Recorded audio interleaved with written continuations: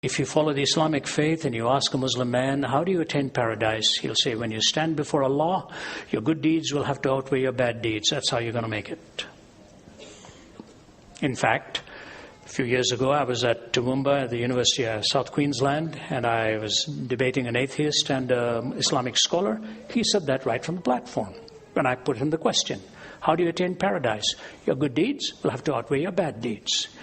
You ask anybody from the pantheistic worldview, Hinduism, Buddhism, Jainism, and so on, every birth is a rebirth. Every life pays for the previous life. When you finally attain that karmic victory of attaining perfection and paying for every previous birth, then you attain nirvana or moksha, whatever it is. In other words, you're paying all the way through. You incur a debt with each birth, and you pay for that debt with each rebirth. You look at the story of the prodigal son. This boy goes to his father and is basically telling him, I'm going to treat you as though you're already dead.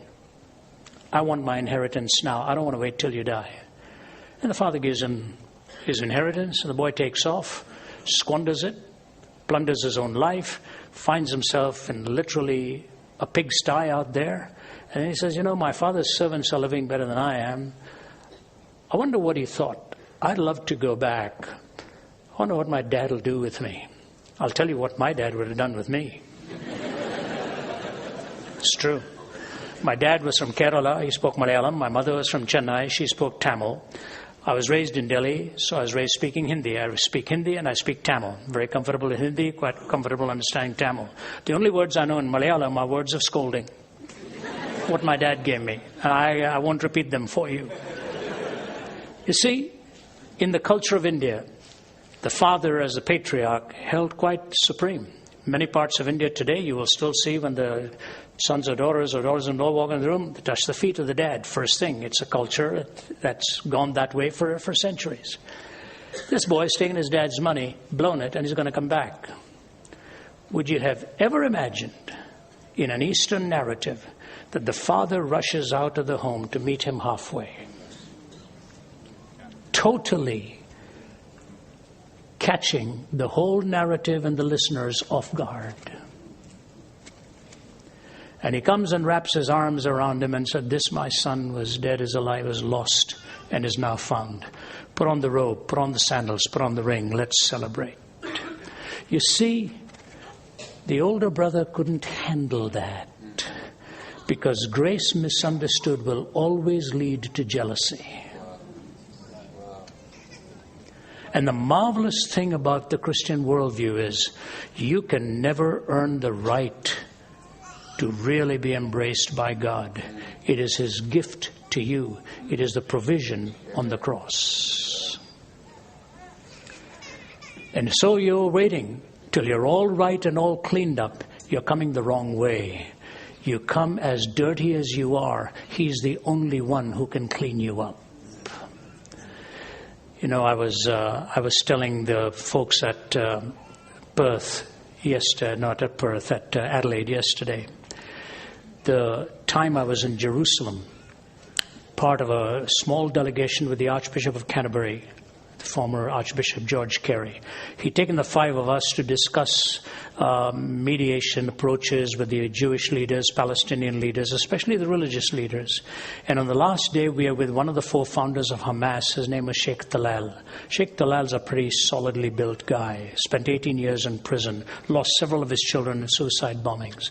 We'd spent about 3 some hours there, had a long discussion. He gave us a great lunch, and now the intensity begins in the dialogue, and he's just clenching his fists, and we're just sitting back and listening to all the venom and all the anger. And as it's coming to an end, the Archbishop looks at the five of us and says, if you men want to ask him one question each, keep it brief, and then we'll move on from here.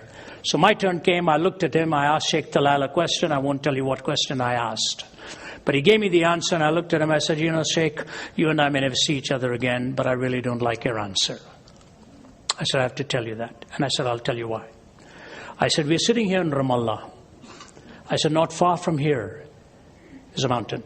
Not far from here. 5,000 years ago, a man you and I respect by the name of Abraham took his son up that mountain to offer his son as a sacrifice before God to demonstrate his faith. Do you remember the story? He said, yes. I said, let's not discuss which son it was. Let's just agree it was his son. He said, yes. I said, and as the axe is about to come down, God stops the arm of Abraham. You remember that story? He said, yes. I said, what did God say? He couldn't remember. I said, God said, stop. I myself will provide. He said, that's right. I said, Sheikh, stone's throw from where you and I are sitting is a hill. It's called Calvary. I said, 2,000 years ago, God kept that promise and took his own son up that hill. I said, Sheikh Talal, this time the axe did not stop. God himself provided. He's just staring at me. I said, I want to say to you this, sir. Until you and I receive the son God has provided, we'll be offering our own sons and daughters on the battlefields of this world for position, land, power, and prestige. There's been dropped silence in the room. And the Archbishop says, I guess we can go now.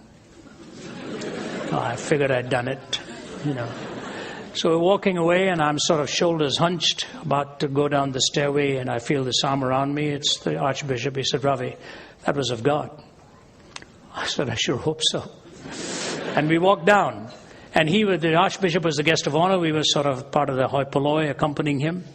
And so we are all getting into our car, and the Sheikh is ushering the Archbishop to the car. But I noticed he's hurriedly putting him into the car, and he comes running towards me before I got in. I said, here it comes. He turns me around. He's a strong guy. And he's holding my shoulders, and I'm looking him eyeball to eyeball. And he said, Mr. Zacharias, you and I may never see each other again. But you're a good man. You're a good man. I hope I see you again someday. And the tears filled his eyes, and he gave me that hug, and I walked away. Do you realize the Christian faith is the only faith that talks about redemption?